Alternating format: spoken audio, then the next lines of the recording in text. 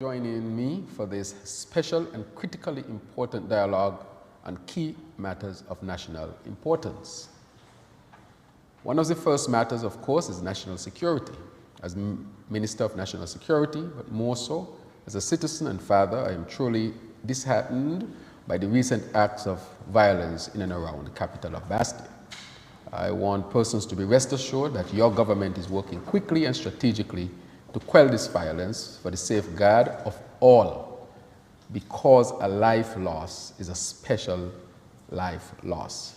And so I appeal to the public to know that we are doing what we have to do to make sure that we are safe.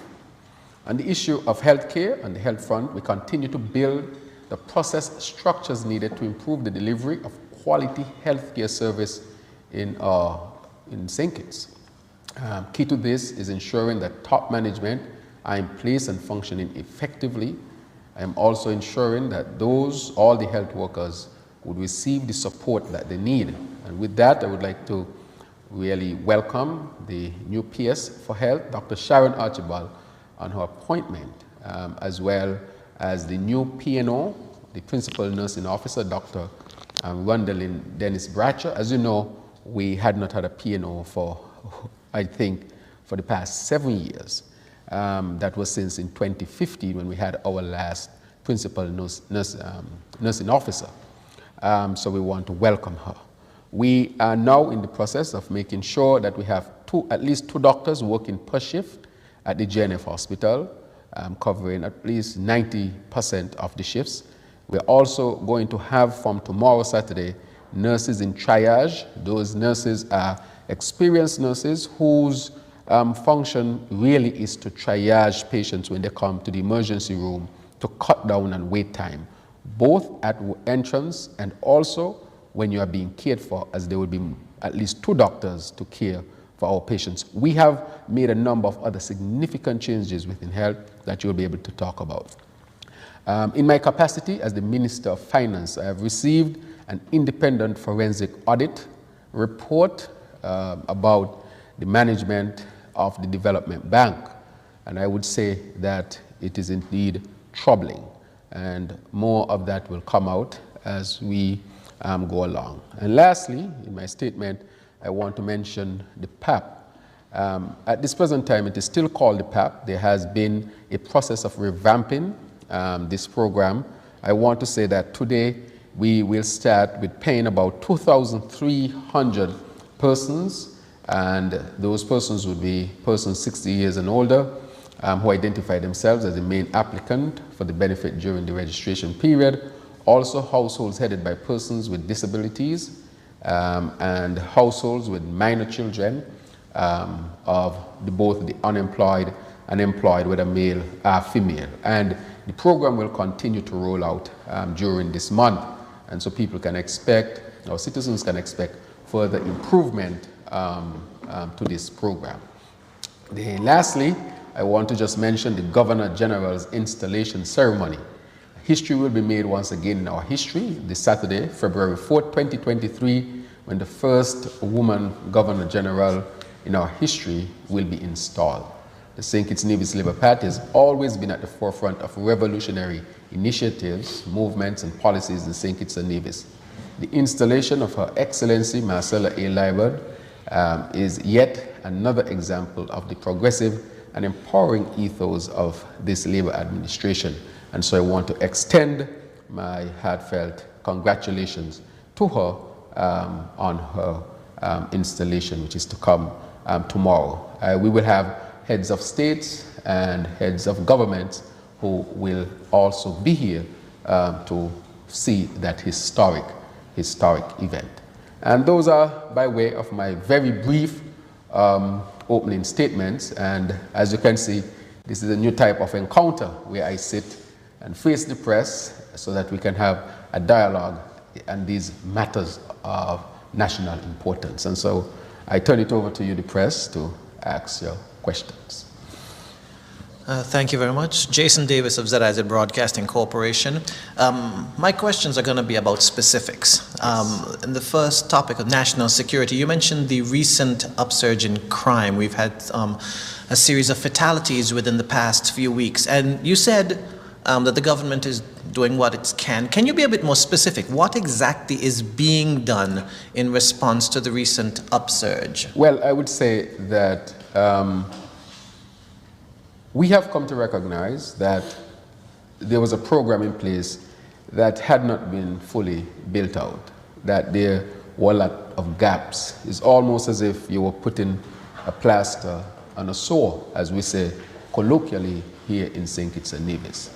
And so one of our first measures is to strengthen what is called the Alternative Lifestyle Program, to strengthen it so that those who are on that program can be given the opportunity to really transform themselves. And so we have started a process of registering with of course, the intention of getting to know who the persons are, what are their goals and aspirations, because we definitely want to give them more opportunities. So we have started that process, of course. We have also engaged consultants who will be doing programs, specific programs. Not only there will be some diversions that we have stepped up. For example, in the Defense Force, we'll once again build out the Defense Force Corps in terms of the youth that we call the Cadet Corps, and that has been going well. We have also started to consult with consultants who will now start in earnest a program specifically geared at youths at risk. That program is due to start, I will say, next month or two, where we'll actually give options to them. We want to know who are the young men who want to study. We want to know which field they want to go in. And so we will categorize them and in earnest set them up so that they can really channel the path that they see for themselves. With respect to that, so we're going to revamp that, and we have started the process of doing that as well. So this talk about the program has ended is not true. We continue to, deal with the program from a financial standpoint. However, we're registering, and we are going to streamline the program so that those on the program can really benefit from the program. With respect to the security forces, I have met multiple times with the different agencies within the national security apparatus, and they have been putting plans together to make sure that we secure the people. I would say that whatever we do is to make sure that we protect all, and to do so in make sure we don't, and my advice is, don't brutalize anybody, to treat people with respect, but at the same time we make sure that we secure the country, because even those who are affected, they too need security. I've met with them on multiple occasions to make sure, but I want to say that the police force is due to go through a significant change. As you know, we are in the process of changing the commissioner of police. That's one. Secondly, we are going to put a deputy commissioner in place. We have not had a deputy commissioner for about 4 years now, and we think that that is a significant gap. And then we'll fill out, of course, the ACPs and then the superintendents and come all the way down. So we are going to strengthen the police force. And with that, we are also going to make sure that whatever the new thrust is with the new commissioner and those who are involved in the apparatus, that a strategy comprehensively start to be put together, even though there is one to respond, and not only to respond, to be proactive in making sure that we control and make sure that we protect our people and keep our streets and people safe. And so that is a major development in terms of shifting to a new commissioner and putting in a deputy commissioner and the strategy that will come out of that. But in the meantime, I know that the members of the communities would see that the response from the national security is really to protect the people and to keep the people safe. But the changing of the guard of the commissioner is a significant change. So we know that even that change is going to bring about advancement, improvement, because just like anything else, there will be advancement and improvement. So we are making those significant changes. The specifics of some you would not give, but nonetheless to say that we are proactive, we have met multiple times. There is, of course, a plan in place to make sure that we protect all of our citizens so that they can be safe. As a follow-up to that matter of changing the top brass of the police force, on what basis is that change being made? Is it simply because a new government is in, or is there a technical basis upon which that is being made? And secondly, with regards to training of police officers, are you satisfied that our police officers are getting the best training possible to deal with our existing type of crime and challenges that we have on the ground? And what are your thoughts about the training? Good. So we can dialogue. I would say that the change in the commissioner has come to the end of his contract. And while we are going through the process of making sure we have a transparent and open way of getting a new commissioner, he has stayed on a little bit longer. And so we expect the change to come very soon, along with a deputy commissioner. In terms of training, we are now in the process of having a consultant who will help us tremendously with the training of the police officers. What we are saying is that training is always good. It's always important. And if it's the right training, there's always room for improvement. So that too will be a hallmark of the new way going forward. We will put in earnest training and continue training to make sure that we keep the force professionalized. One of the things that I've come to recognize is that you want to keep petty political interference out of the police force and to allow the force to become as professionalized as possible. That is one of the thrusts that I'm really putting forward as the Minister of National Security. And so we would see that we have a commissioner done in the right way. We have a deputy commissioner. I've seen we have put out an advertisement, people are applying. There's a committee in place that will do the interviews and would make their recommendations so that all who would be interested would have an opportunity to show that that he or she is the best person for the job. And I think with this openness and transparency, that can engender a lot of goodwill within the police service, I prefer police service itself, so that can really lead to enhancement of the function. All right, Devon Cornelius, WINNFM. On the topic of finance, as you spoke about the forensic audit report received from the Development Bank, you noted that it was troubling. With that being said, can the bank continue to meet the demands of the population? And secondly, what steps would your administration take to address that situation? Thank you. As I've said before, one of the first things that we did when we got into office was to strengthen the Development Bank. We recognized that the bank could have been in trouble. So I want people to know that they now have a stable bank. And so there's no need for any panic with respect to the bank, or we have taken the necessary steps. However, we thought that a forensic analysis or examination of the bank and its finances, that is necessary, and we did it. And in doing so, the findings are troubling. In the ensuing days and weeks, I think there will be opportunities to get the full explanation and access to what is exactly in that report, so that the people of St. Kitts and Nevis can know. I would say that it is worse than I thought. I knew that the bank was being used in a very, I would say, demeaning way, and it was being used as people's personal finance. But when you actually see what's there, one has to say that this seemed to have been worse, is worse than we thought. And so that information will come forthwith. But I want to say from the onset, from where I said that the bank, we have taken the opportunity to strengthen it. For example, we started the small business loan program. We are also now moving to the student loan program, where we are moving to have student loans come down to 5%, and to see how we can negotiate forgiving of some of the interest on debt that students would have accumulated over the years. Why we want to do that? Because if you look at the world, look at the United States, the president wants to make community college free.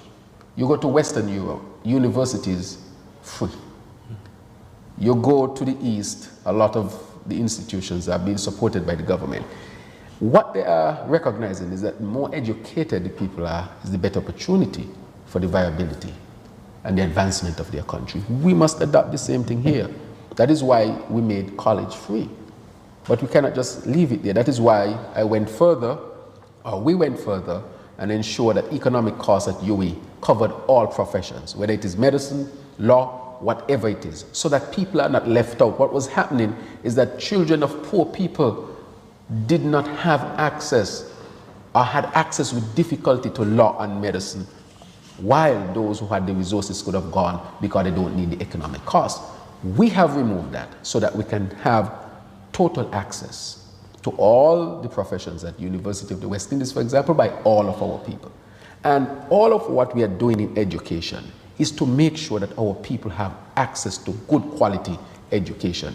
We are now going to reintroduce the laptop program.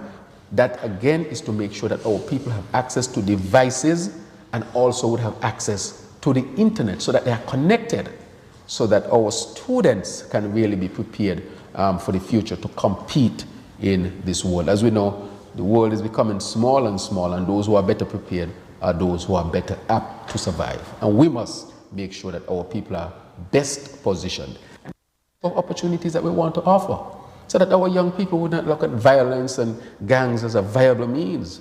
I can go to college, I can become this, I can become that, I can have a small business, I can advance myself.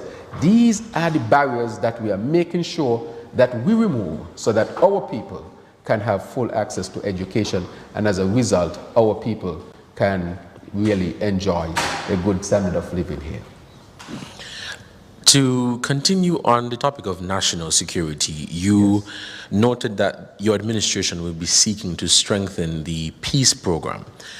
As it is right now, is the program still operational in terms of payments, in terms of the training? And secondly, Hush Puppy. That has been a major talking point for the past 2 years. We have not been hearing much about it.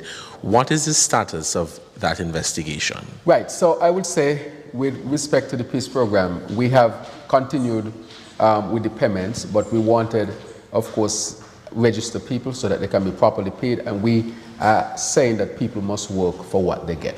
And that is why we are putting in all these training programs and options for people. So that, you know, we have to establish a principle here that in St. Kitts and Nevis, if you are paid, then it's because you would have worked. And so that is a national principle that we have to abide by. And so that is one of the principles that must be introduced into the peace program. Because as you know, they were in the program, the alternative lifestyle program. They were not paying any social security. They were receiving payment. They were not paying any social security or any social levy. So it means therefore that they were not given the opportunity to even have a protected or secured future through the social security program. So we want to put that in place. And then we want to give them real options so that they can have an option to really move on, which is what we want. For you to have an option to move on so that the life of criminality is not a life that is attractive and is not a life that we want our people to be in. So we are going to dig deep because we care about the young men. We have to care about our young people. And I care about them. And so I want to give them opportunities for them really to advance themselves and to move on and to make sure that there is no recruitment of the young people. That is why we are putting in another program who will deal with that group of young men who might be susceptible to be recruited, so that once and for all, everyone can have an opportunity to live a life decent here in St. Kitts and Nevis. Still on the topic of national security, following the recent killings, citizens' confidence in the police is kind of shaky. What reassurance can you give to the people who are worried at this moment? Now, for the second question, I'm going to play devil's advocate a bit. You mentioned earlier that there is a vacancy and for the new commissioner of police, and you are stressing the the ideals of transparency and doing the proper ways. Some persons in some circles might say that that vacancy notice is nothing but a sham, and someone has already been selected for that position, and it does not matter who's going to apply. What's your response to that? Well, I would say with respect to that, I see all sorts of things going on social media. Sure, you see too. Social media, people just use it for all sorts of nefarious reasons when it could really be used for good reasons. Those are nefarious reasons. I see this out there, and that is why I'm reassuring the people that the process is still ongoing and no decision has been made up to this point. So I want to reassure them. When it comes to that, that is why we have to strengthen the police apparatus, making sure we have a good transition to an ex-commissioner, making sure we have a deputy commissioner, and making sure we have the various consultants, because training and professionalization will be a hallmark going forward, because it's fundamental and it's critical. We have good people, and we think if we are able to train our people to build their moral or the morale within the police force, that can engender a lot of goodwill, which will translate into more effective policing. And so we are going to make sure that we do all of that. So coming in the next few weeks, you'll start to see these changes as we would have been planning for them going forward. But to say with respect to the program, we have not lost pulse of the program. We understand that the program functions on a particular level, but we want to take that deeper to get to the root of the matters, to uproot them, and not just put a plaster over so. And the reassurance to the public? And the reassurance to the public, that is what I'm saying, that we are strengthening those areas, the apparatus, to strengthen the administrative and the structure of the police force, so they know that what is being done, to have a transition to a new commissioner, a deputy commissioner, and having all the other parts fill in along with the necessary training and the resources, that these things are in place so that we can have a strengthened security apparatus. But it's not just the police, the defense force also, we have strengthened that significantly. We have increased their base pay. We have given them more barracks. We have given them a gym, so that we can improve their conditions, so that again can help to engender goodwill within the force, so that it can function well. And when you look at the other apparatus as well, you have customs, immigration, all of them work together along with the others to make sure that we are kept safe. And so we have been working steadily in these areas, and we'll see the culmination, at least outwardly, with this election and the strengthening of the structure of the police force.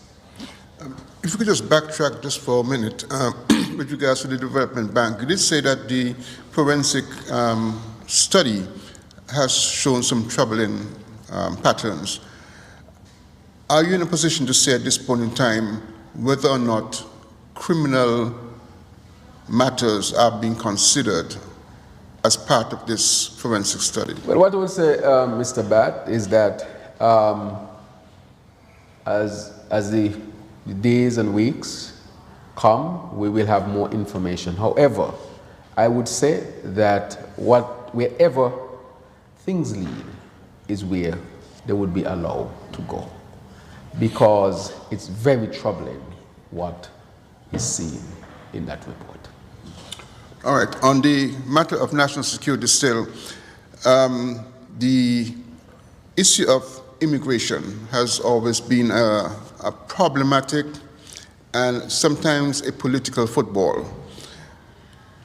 What is in your policy vision this year and beyond in terms of where you want the immigration policy to go? And in regards to people who are already here, who are here illegally, what will be the policy with regards to their status? Right. And then secondly, as a follow-up to that, Coast Guard issues, facilities, boats, that kind of thing. Right, thank you very much, and I'm happy that you spoke about the Coast Guard. Let me start from there. I would say that I spoke to the head of the Defense Force constantly, especially when we meet in Defense Board meetings. And I want to say that we will be getting a larger patrol boat, a 40-footer. That will be coming sometime soon. That is a major improvement. Secondly, the Defense Force, the Coast Guard base is under construction still. And the last report that I had is that that is progressing well. So we expect significant improvement when it comes to the Coast Guard. So we expect more patrols, we'll be using more technology, and we'll have a better base for our men and women who are in the Coast Guard. Again, significant improvement to show our members of our security forces that we are serious about their conditions, and hence we are demanding as well that with these improvements and investments that we expect you also to produce. And so both things go hand in hand, that people can be held accountable. That was one. That was the second part. Now the first part you asked with respect to immigration, correct? Yes. Now we have taken, now immigration have different aspects, but you speak definitively about those who are here may not have status. Right. We have started an amnesty period. Why? Because after 2 years of COVID, people had no work. The economy contracted significantly. And because we know that people didn't have any work, jobs were closed down. Even people who would have brought people here to work and would have done their permit and so forth, that they were not in a position to do it. So we are saying even the immigrant community, those who abide by the law up to that point when the circumstances were beyond their control, that we need to give them a fair chance. And the fair chance is to give them an amnesty period and to set up a payment plan in such a way that it's no burden to them, so that they can get back into the workforce as our economy continue to expand and open again. According to the IMF report, we are expecting a 4.3 growth in our economy this year. Tourism is back. It is not as strong as other countries in the OECS because the previous government kept the country locked down for too long. Read the IMF report, it is out. You will see what they say. And we also suffered the worst deficit in 20 years, in 2022, even though the former Prime Minister was trying to deny it when I said it. I think you, Mr. Bat, did your own analysis and recognize the difference between deficit and having money.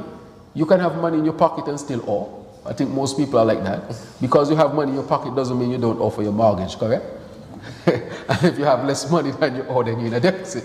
Correct? It's simple maths. And I think that the IMF report clearly states that it's the worst deficit that we have had.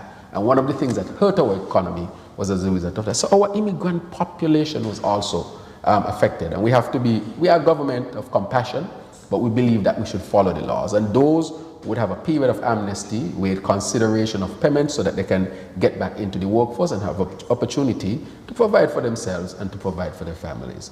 Where we really have an issue with is the fake marriages. Right now we have, I think, over 1,000 possible fake marriages that we have put a committee together to study them because they're very, very suspicious. The law says that I sign, if I can withhold signing if I suspect that fraud was committed. I mean, somebody get married 3 weeks ago and asking for the citizenship 3 weeks later. And then you hear of a divorce and remarry, and they plan these things. And we are uncovering that. And we are saying that that is not the way that a country must function. If we know that, we cannot accept that. In no country in the world that is worth its salt would accept that. We have always been open. The St. Kitts Nevis Labour Party has always been open to immigration. But we want it to be done in a particular way at the same time and, respect the laws and give people an opportunity to come here, build their lives, have business, build their families, just like we go to other countries and do the same. However, I don't think any country would accept a petition coming there to have a fake marriage to get their citizenship, would accept it if they know that. No country accepts that. And so while we're doing the amnesty and we are compassionate, because we should be, because we know people suffer, all of us suffered, but at the same time, we cannot accept these allegations of fake marriages, especially when we are seeing very strong evidence of it. So we have put a committee together to look at that. So for our immigration population who have always followed the laws, we know they had difficulties.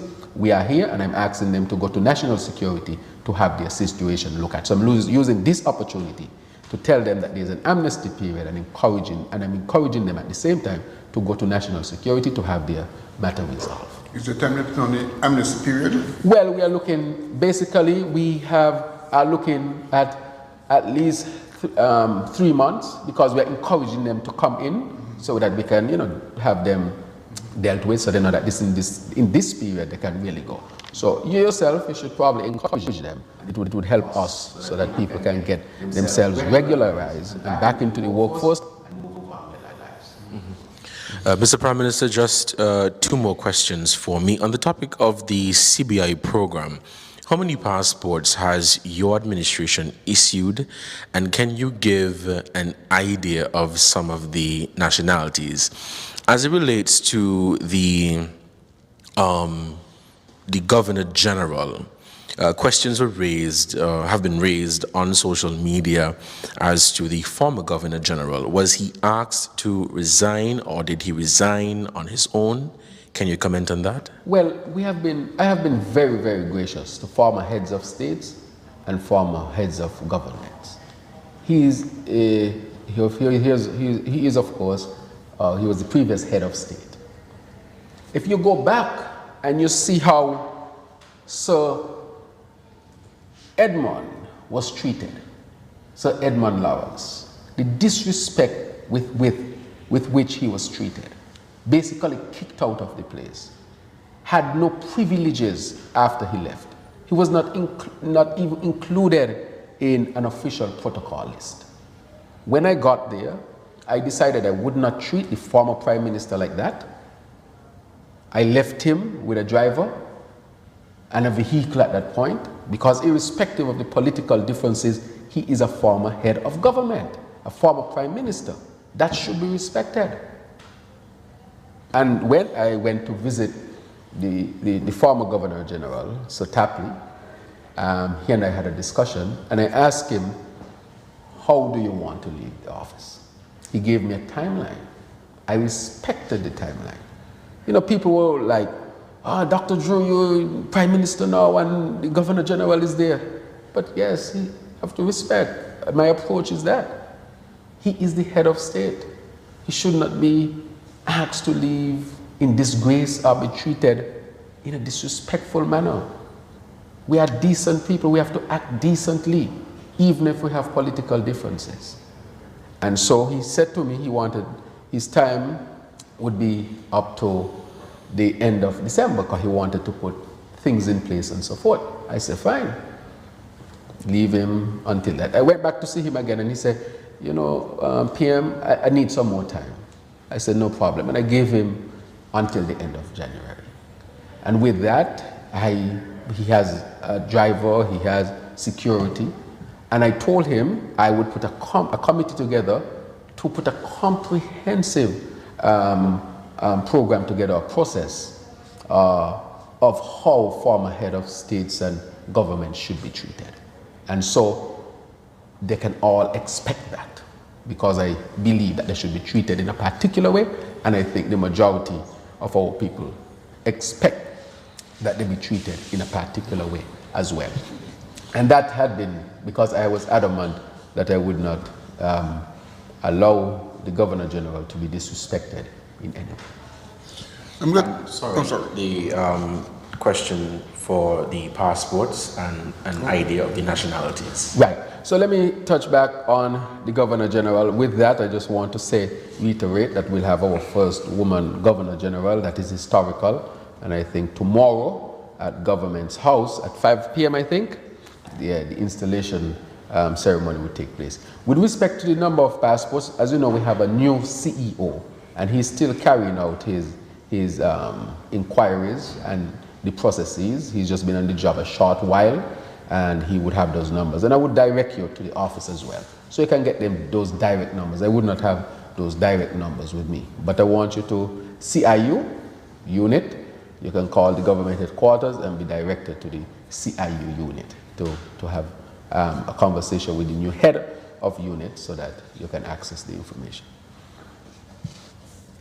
I'm kind of glad to hear you talk about the head of state and the protocol of changeover and that kind of thing, because I really fail to see why is it necessary to have a change of Governor General simply because the government has changed. I see them as two distinct things. Nevertheless, I'm really glad to hear you say that. Now, if I can go back to the matter of national security, when a community is being stressed by high levels of crime, and you are hearing on the street all kinds of rumors, there seems to be what was said before, sort of falling in confidence after we have been in a period of time when there was very little crime, and it's happening on both islands. The increase is happening on both islands, and they're very violent crimes. Is there any concrete steps that are being taken right now that will address these issues in terms of the investigative arm of the police force? How strong are they? How competent are they? How much confidence can the community have in the officers who are now in that particular department? Right, so I would say that there are plans and there are investigations. If you were to listen, I think they would have caught a number of the perpetrators.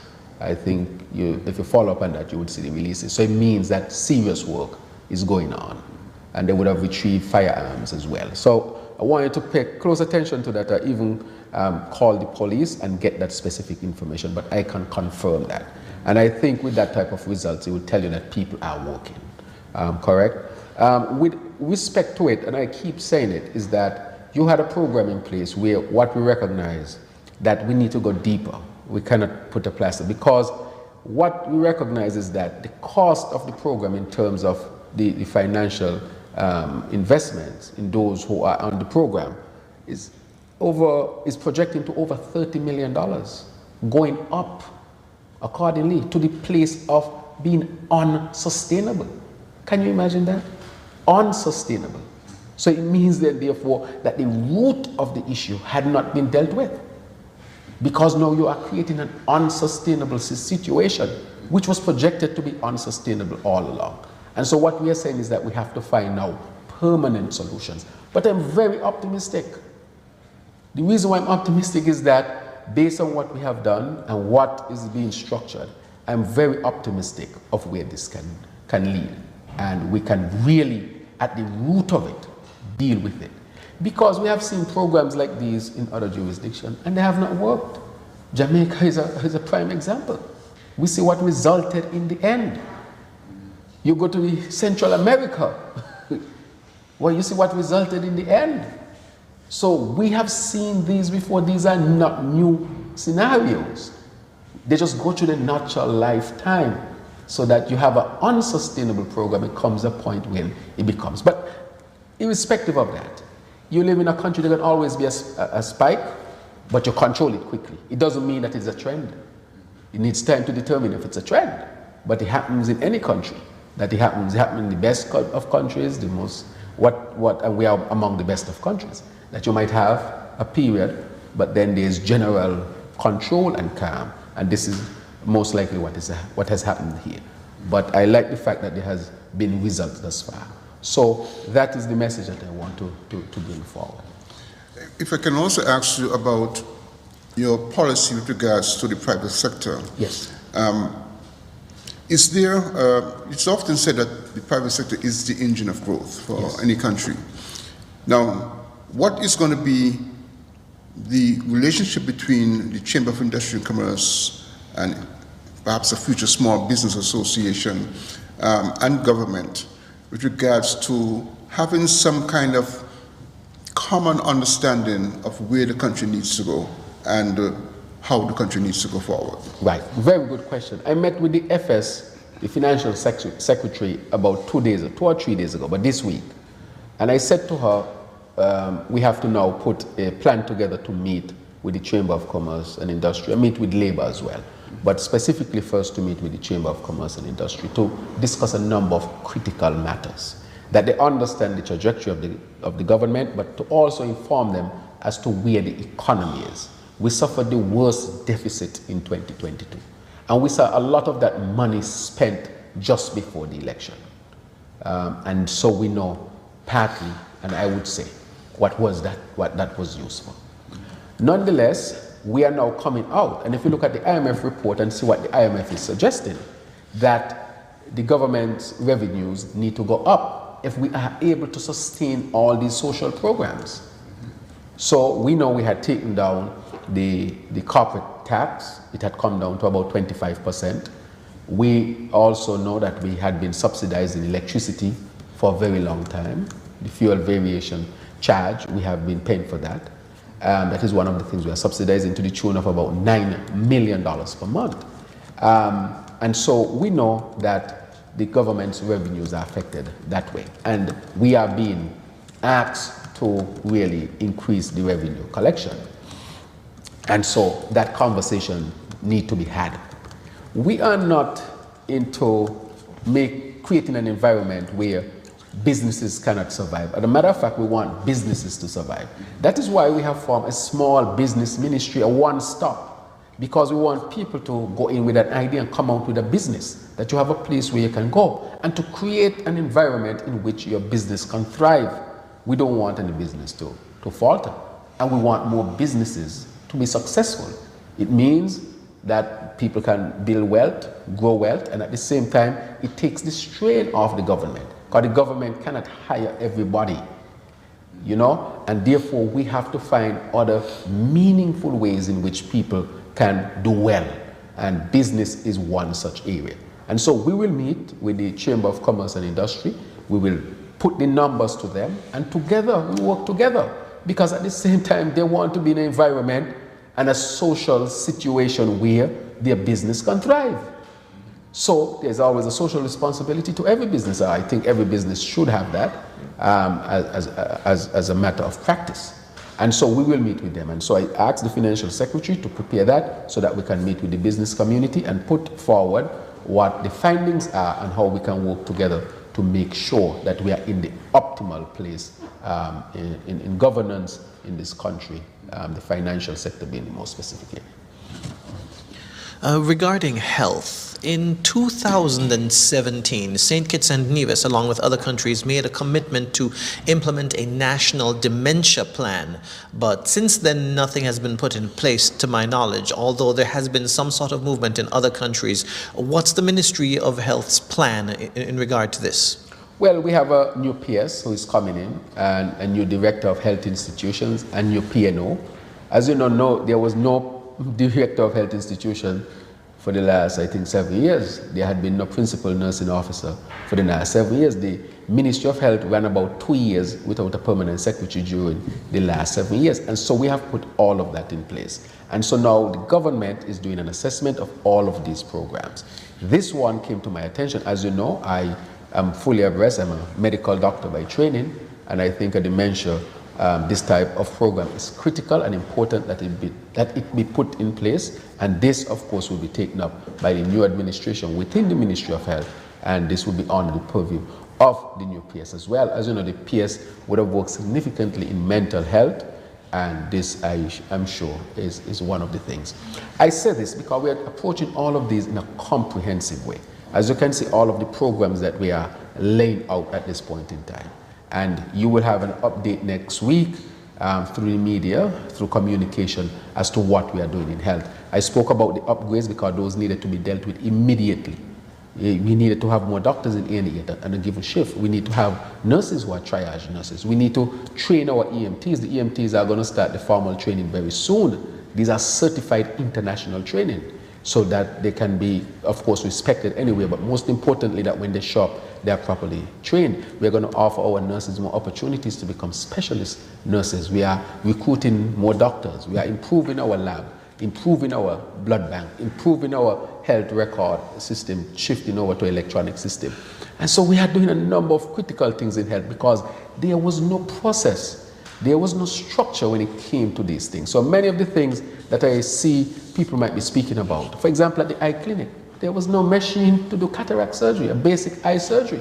We ordered the machines right away. They're supposed to come within the next week or two so that we can save people's vision and so forth. As basic as that, we are making sure. We have just procured new dialysis machines which are being stored in Canada, so we can have good backup for that.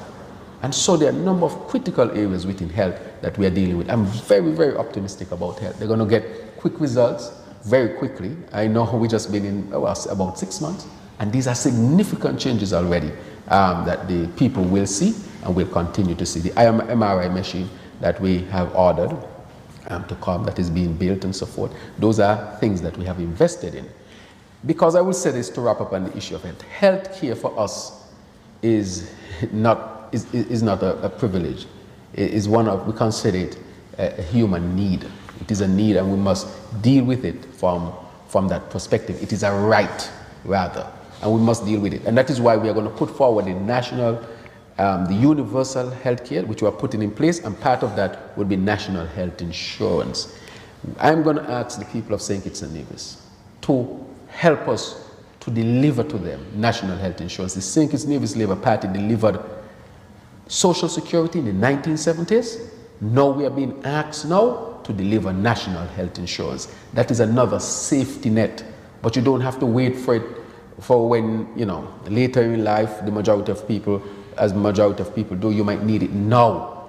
I see a lot of people die poor or leave debt for their families to pay, people who are in solid middle-class jobs, because you can save $300,000, $400,000 and think you have a lot of money for your retirement.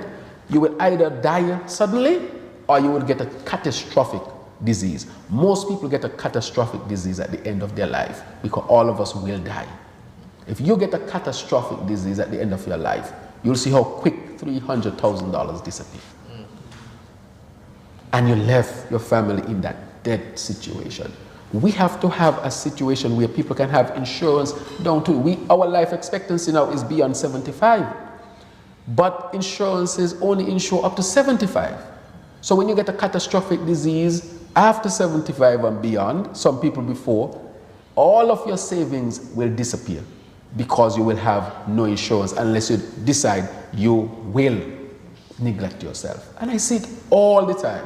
And I ask myself, why not we as a people sit down and dialogue and come up with a plan of how we can put universal health care, national health insurance in place so that we can protect us as a people and not only see the need when we become sick, but that, and we don't have to walk around necessarily with sponsorship to determine if we live or die. Those things, I think, have to go away. We need to, and I'm going to dialogue with our people. I'm going to put the facts before them, and I'm going to ask them, our people, to contribute to creating a national health insurance plan to make sure that our people don't end their lives or die in poverty when they would have lived solid, at least solid middle-class lives during their years, and to become dependent on sponsorships. As you know, I've put a plan in place where I have a fund for children, but that is where we're at, for children. But if we have a universal health system, even the children will be insured. And so all of our people would have access at least to basic health care and for catastrophic moments. And that is where the dialogue need to go, so that health care becomes a right as they have it in Western Europe and Canada and other places that we admire. We need to make sure that we have it here as well. Before Devon asks this question, yes. On that same universal health care, there was a lot of work done, from what I understand, by the previous administration.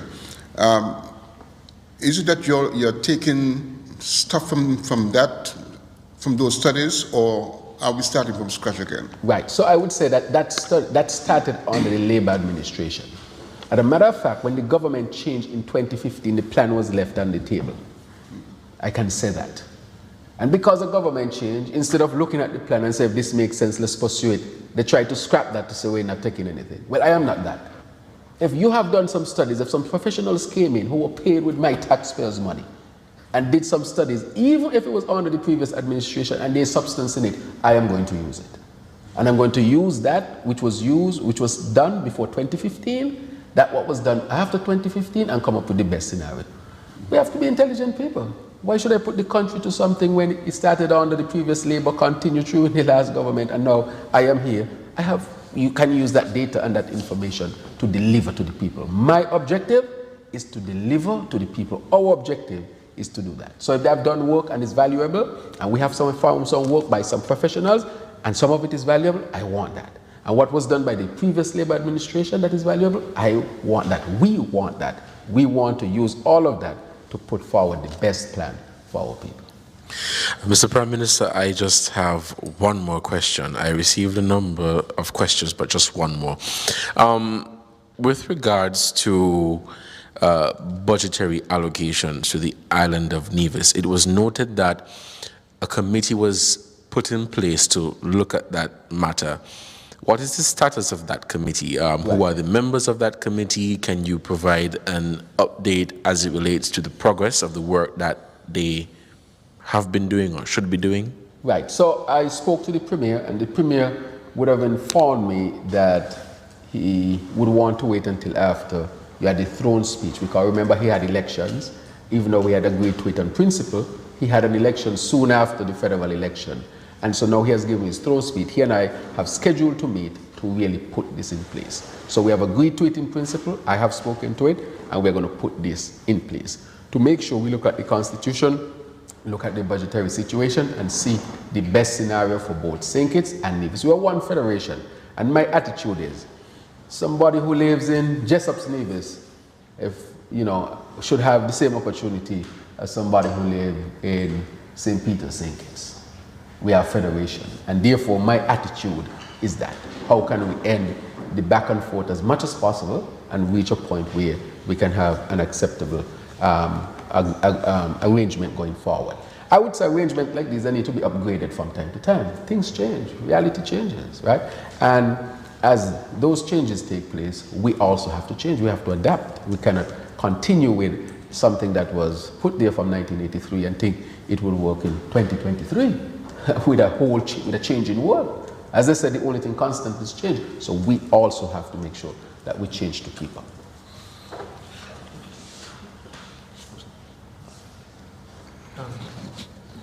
All right. Yes, I think this will be my last question. We're going back to the discussions about the Governor General, and a question that was posed to me, and I'd like to get your opinion of it. What about the concept of leaving the selection of the Governor General to a vote from the public? Well, you see, the Governor General's position, that is a constitutional matter. The role of the Governor General is really a ceremonial role. And if you leave it to be selected, then you might be passing executive power to the Governor General. When you look at the monarchy in the UK, for example, in England, the idea is that all of that executive power go to the Prime Minister. And the King understands that he has no executive power at all. So it's almost like so we adopted that type of structure from England. And so the truth is there's no executive powers there. It is mainly, as you know, it resides with the Prime Minister of the country. Some countries have moved on to totally finish away with it, because who you want to hold responsible really is the executive, which is the Prime Minister, and the people who you elect, and the members of cabinet and so forth. And so those are held responsible. So that, I think, would be a constitutional, crisis, to put it that way, right? So those who you elect are those who you hold responsible. Any other questions? All right, yes, so I want to thank you that we were able to sit down and have a frank conversation. And as you know, I'm always willing to sit with the press. I think dialogue and openness and transparency are important, especially because we are dealing with good governance. Just to update us, on the 8th, I think it is the 8th of February, next Wednesday, we'll be putting forward for first reading the integrity in public life, anti-corruption and so forth. We are saying to the people, and I'm very happy about this. If it's one thing I think I'm most pleased about, among all the other things we would have done, is that by March this year, we will be able to put in place our good governance, integrity in public life and so forth forward. That is going to set the country for real growth. Just doing that alone is going to cause a growth in the economy. Studies have shown that. So maybe the 4.3 we'll see where that. But once you have good governance, that sets the foundation for a vibrant country. And I'm looking forward to that, and so I'm encouraging people to tune in to hear that we are really going to put in place integrity in public life, anti-corruption and so forth, so that those who come after us, and even us, that we seek to govern ourselves appropriately with the people's trust. That is the direction we are going. And the other thing that I want to say also, with respect to the Governor General, I can't stress it enough. It is about time that the head of state is a woman. And we are long overdue, and I'm happy to be a part of a team that have, really recommended that and have pushed that forward. And I would like to thank the former Governor General, Sir Tapley, for his service to the people of St. Kitts and Nevis. And as I said, we'll have some head of states and head of governments who will come. Tomorrow, I travel to St. Lucia with the ministers or the prime ministers of the OECS will meet with CDB to discuss regional travel, because as we know, regional travel is not so good at this point in time, and it's hurting all of us, where we will seek to really find a solution. And there are a number of other critical things that I will update our people on in short order that we are working on that will come to fruition. But I just want to say that the PAP would have been paid today, 2,300 people, and the rollout will continue as we seek to revamp that program and to make that program better and to make it more targeted, so that we are really putting our resources where they are best applied. And so I want to say to our people that with respect to the recent increase in that short period of crime, that is not really a trend, that the forces are really putting things together. But we'll see a change in the leadership of the police with a different twist positively of how we wish to do things. But as I said before, is that the young men who have lost their life, I want to extend my condolences to their families and to let them know that this is an administration that cares about them, that we want to see things put in place to help them to transition from a life of gang into a productive life. And we will make sure that we continue to work towards creating those opportunities for them. All of our citizens should have an opportunity to advance themselves, and that is what we are working towards. But at the same time, as I said in the budget, that law and order has to be critical, because safety and security really creates the environment for a lot of our things to flourish. And with that, I want to thank you, the press, for coming, sitting with me, dialoguing, having a conversation, and many different things. And I look forward to the continued dialogue. So thank you very much, and thanks to the citizens of St. Kitts and Nevis who have afforded me this opportunity, and I humbly, of course, always will be at their service. Thank you very much.